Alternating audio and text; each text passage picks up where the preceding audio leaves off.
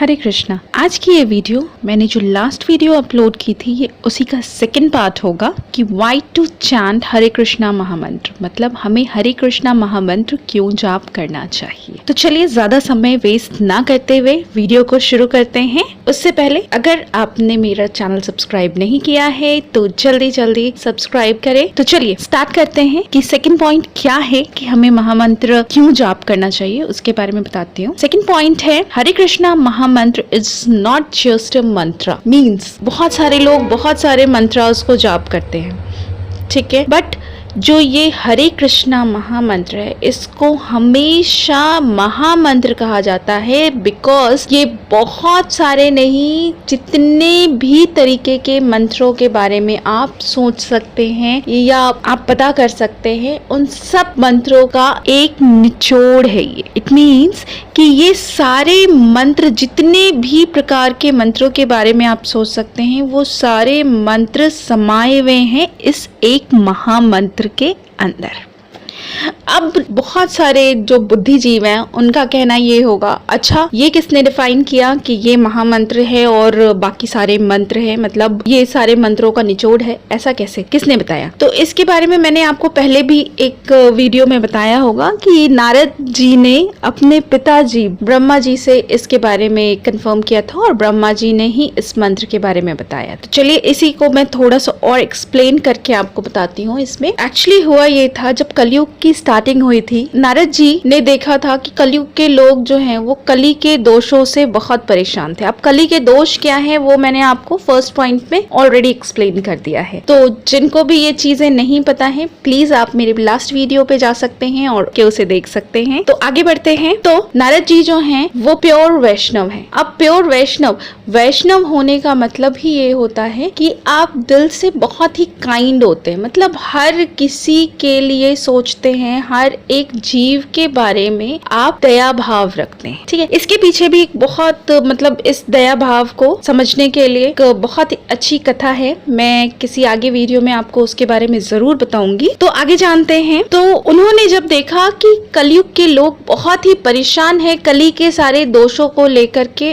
और वो काफी मंत्रों का जाप कर रहे हैं मगर फिर भी उन्हें कोई रिलीफ नहीं मिल पा रहा है, तो इन सब चीजों से वो काफी परेशान हो गए और परेशान होकर वो ब्रह्मा जी के पास गए और उन्होंने ब्रह्मा जी से पूछा कि पिताजी, कलयुग में जो मनुष्य हैं वो बहुत ही दुखी हैं, बहुत सारे मंत्रों का जाप वो कर रहे हैं मगर फिर भी अपने दुखों से छुटकारा नहीं पा रहे हैं वो। तो ये मुझे बताएं कि लोग, कलयुग के लोग ऐसा क्या कर सकते हैं जिनसे उन्हें सारी तरीके के स्ट्रेस से, दुखों से, सब चीजों से छुटकारा मिले। तो उस समय नारद मुनि को उनके पिताजी ब्रह्मा जी ने बताया था कि कलयुग का सबसे बड़ा मंत्र होगा हरे कृष्णा कृष्ण कृष्ण हरे हरे, हरे राम राम राम हरे हरे। जैसा कि हम सारे जानते हैं ब्रह्मा जी के कितने सर हैं? 4 सर। 4 सर है, मतलब 4 दिमाग है उनके पास 4 ब्रेन है जो कि काम करते हैं, प्लस उनके पास हमारे चारों वेदास उनके पास होते हैं जिनको वो स्टडी करते हैं, जिनसे वो सारी चीजें निचोड़ निकालते हैं। तो अब हम खुद इस चीज को समझ सकते हैं जब ब्रह्मा जी खुद से ही कह रहे हैं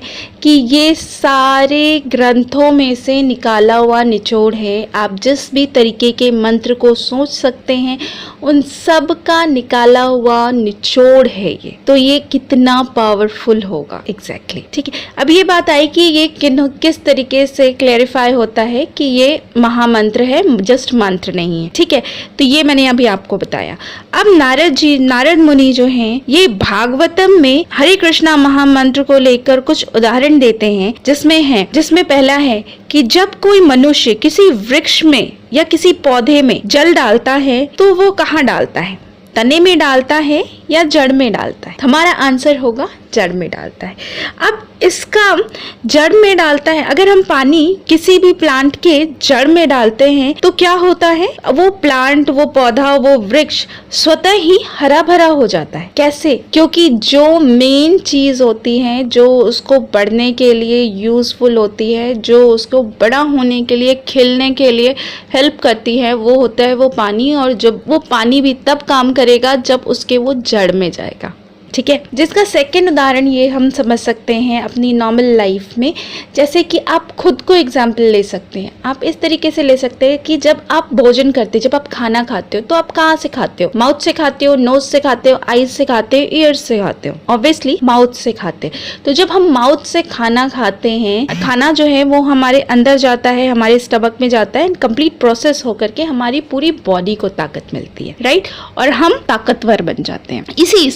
इसी प्रकार से जो व्यक्ति हरे कृष्णा महामंत्र का जाप करता है, हर तरीके के व्याधियों से बाहर आ जाता है, कली के जितने भी दोष है उनसे दूर हो जाता है। आई होप पॉइंट में जो मैं आपको समझाना चाहती थी वो बहुत ही क्लियरली मैंने आपको समझाने की कोशिश की है।